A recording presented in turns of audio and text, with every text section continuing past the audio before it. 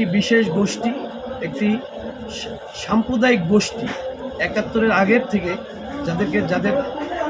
যাদের দলকে বিশ্লেষণ করলে আপনারা দেখতে পাবেন তারা এক এক সময় এক একজনের কাঁধে ভর করে।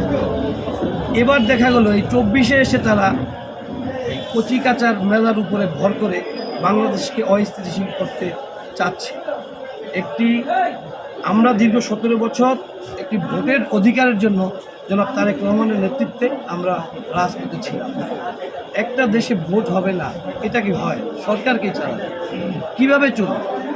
এই যে আমরা বলতেছি পরিস্থিতি ঠিক আছে, কিন্তু প্রশাসন নির্লিপ্ত থেকে আইন শৃঙ্খলার যে অবনতি, আমরা তো কোনো সন্ত্রাসীর পক্ষে যাইনি।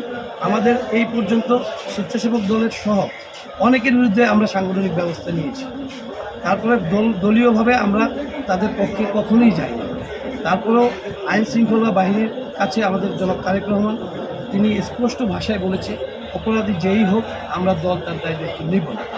পরিস্থিতি ঘোলাটে করে এই নির্বাচনটাকে ব্যাহত করাই এই বিশেষ গোষ্ঠীর উদ্দেশ্য। এরই প্রতিবাদে আজকে আমরা স্বেচ্ছাসেবক দল রাজপথে নেমেছি। ইনশাল্লাহ বাংলাদেশে ভোটাধিকারের পরিবেশ নিশ্চিত করে আমরা আবার রাজপথ থেকে ফিরে আসব। ধন্যবাদ।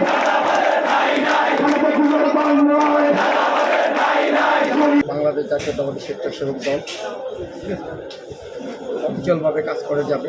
এখানে মব সৃষ্টি করে বিভিন্ন রকম মিথ্যা প্রচারণা চালিয়ে দেশকে ভিন্নভাবে প্রভাবিত করা হচ্ছে এবং নির্বাচনকে বিলম্বিত করার জন্য দেশ এবং দেশের বাইরের চক্র এখানে উঠে পড়ে দেখছি।